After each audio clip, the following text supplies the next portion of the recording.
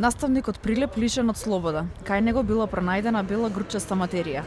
Извори запознаени со случајот за телевизија 24 изјавуваат дека наставникот не извршувал сомнителни действија во самото училиште.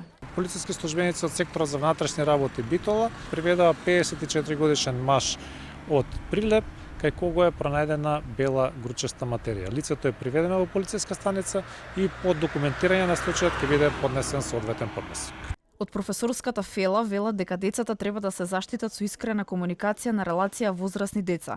Тие гледат од возрастните, тие се рефлексија на возрастните.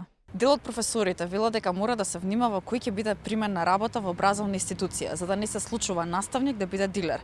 Во меѓувреме тие се револтирани затоа што чувствуваат дека граѓаните ги деградираат сите наставници покрај ваквите постапки. Професорката Татјана Алексик за студио 10 на телевизија 24 потенцира дека просветните работници од секогаш биле на удар, а особено во последно време. Она што е неморално и незаконито треба да се казни, но да не се ставаат сите професори во ист кош. Додава дека децата веќе не знаат да разликуваат што е добро и треба да научат да учат од тугите грешки. Ова е звоно за тревога.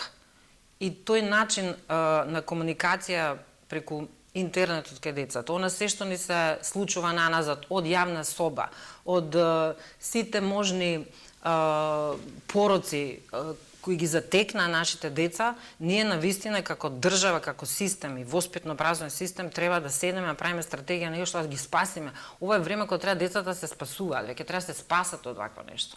Минатата недела имаше бурни реакции за големата полициска акција во Скопје, при што беше уапсена наставничка од едно скопско основно училиште, поради нејзината инволвираност во трговија со дрога.